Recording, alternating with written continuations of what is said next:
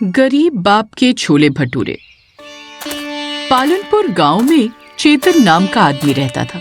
चेतन की पत्नी का नाम मोना और उसके 2 बच्चे थे जिनका नाम रोनी और चीनी था।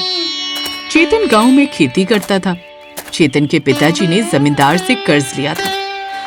उनके पिताजी इस दुनिया में नहीं थे, इसलिए कर्ज चुकाने की जिम्मेदारी चेतन की थी। चेतन के परिवार का गुजारा बहुत मुश्किल से होता था। एक दिन, सुनिए जी, इतने पैसे में मैं कैसे गुजारा करूं? पढ़ाई, खाना पीना, इन सब में तो कटौती नहीं कर सकते ना। आप जमींदार से कहते क्यों नहीं? सालों से आप कर्जा चुका रहे हो, अभी तक कर्ज खत्म नहीं हुआ।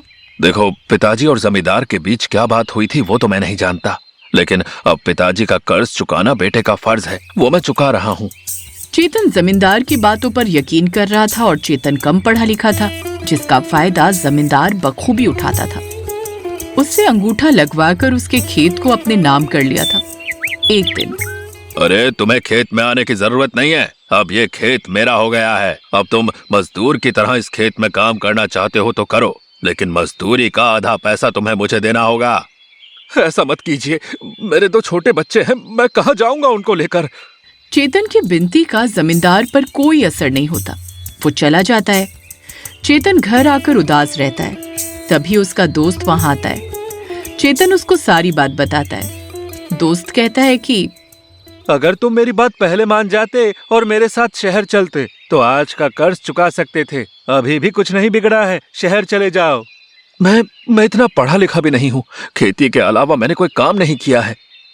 अरे, तुम छोले भटूरे कितना टेस्टी बनाते हो। एक बार छोले भटूरे की दुकान खोल लो, मैं तुम्हें पैसे दूंगा। तुम्हारे छोले भटूरे शहर में बहुत बिकेंगे। लोगों को स्ट्रीट फूड खाने का बहुत शौक है। चेतन अपने दोस्त की बात मानकर अपने परिवार को लेकर शहर चला जाता है और छोले भटूरे का ठेला खोलता है। गर्मा गर्म छोले भटूरे सिर्फ 60 रुपए प्लेट। कुछ ही दिनों में उसका छोला भटूरा पॉपुलर हो गया। अपने बच्चों को अच्छे स्कूल में दाखिला भी करवा दिया, लेकिन तब भी पैसा नहीं बचता था। मैं क्या कहती हूँ जी, आप छोले भटूरे का दाम बढ़ा क्यों नहीं देते? देखो, ये मैंने सबके लिए खोला है ताकि अमीर और गरीब सब लोग शौक से खा सकें, और वैसे भी हमारा गुजारा तो हो रहा है ना। बाकी तो भगवान की जैसी इच्छा। मैं तो पढ़ लिख नहीं सका, लेकिन मैं अपने बच्चों को बहुत पढ़ाना चाहता हूँ। इसके लिए मैं बहुत मेहनत करूंगा। सबके सामने रोनी को चेतन को अपना पापा कहने में शर्म आती थी, लेकिन चीनी वो बहुत समझदार थी। उसे पापा पर गर्व था। वो जानती थी कि उसके माता पिता उनको अच्छी परवरिश देने के लिए मेहनत कर रहे हैं। एक दिन वो स्कूल से लौट रहे थे तब, रोनी, तुमने स्कूल में सबसे झूठ क्यों कहा कि तुम्हारे पापा मल्टीनेशनल कंपनी में जॉब करते हैं? तो क्या कहता? ये कहता कि मेरे पापा छोले भटूरे का ठेला लगाते हैं। कितना एम्बैरेसिंग होता है। पता है, मेरे दोस्तों के पापा डॉक्टर, इंजीनियर, बिजनेसमैन हैं। अपने पापा का तो बताने में भी शर्म आती है। भूलो मत, आज हम पापा की मेहनत से ही हम दोनों अच्छे स्कूल में पढ़ लिख रहे हैं। पापा हमारे लिए कितनी मेहनत करते हैं ताकि हम अच्छे से पढ़ लिख सकें। अरे बंद कर अपना लेक्चर, अभी स्कूल से सुनकर आ रहा हूँ। चेतन और मोना रोनी की ये बातें सुनकर बहुत दुखी हो जाते हैं। दिन पर दिन रोनी का बर्ताव चेतन के प्रति बुरा होता जा रहा था। एक दिन चेतन को किसी बर्थडे पार्टी में छोले भटूरे का ऑर्डर मिला। उस पार्टी में रोनी भी था। वहाँ चेतन के छोले भटूरे की बहुत तारीफ हुई। घर आकर रोनी चेतन पर गुस्सा करता है। आप जानबूझकर वहाँ गए थे ना, ताकि मुझे मेरे दोस्तों के सामने नीचा दिखा सको।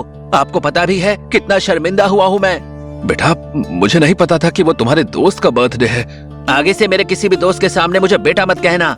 रोनी के बर्ताव से चेतन बहुत दुखी होता है। चीनी से ये देखा नहीं जाता।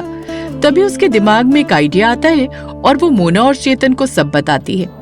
एक हफ्ते बाद, मुझे मेरे स्कूल की फीस देनी है। आप मुझे पैसा कब दे रहे हैं? कुछ नहीं मिलेगा तुमको तो मुझे अपना पिता कहने में शर्म आती है ना। दोस्तों के सामने जाओ और जाकर अपने दोस्तों से ही पैसे मांग लो। उनके पापा तो बड़ी बड़ी कंपनियों में है ना। माँ, मेरा टिफिन दो। नहीं मिलेगा टिफिन। ये जो टिफिन है तुम्हारे पापा ने दिया था तुम्हें। अपने पापा को पापा कहने में शर्म आती है ना। इसी छोले भटूरे को बेचकर ही आज तुम अच्छी जिंदगी जी रहे हो, वरना तुम्हारे सारे दोस्त तुमसे दोस्ती भी नहीं करते। माँ, इसके दोस्त बहुत अच्छे हैं। जब ये बताएगा कि मेरे पापा ने मुझे पढ़ाने से मना कर दिया तो दोस्त इसकी पढ़ाई का खर्चा उठाएंगे अपने पापा से कहकर।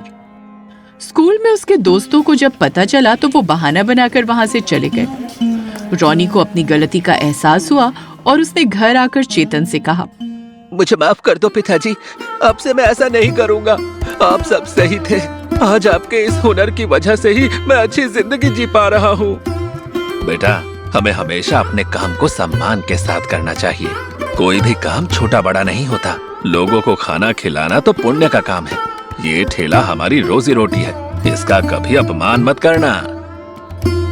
चेतन की बात को रॉनी अच्छे से समझ गया। अब उसने अपने दोस्तों से चेतन को मिलवाया और गर्व से सबको बताया अपने छोले भटूरे के ठेले के बारे में।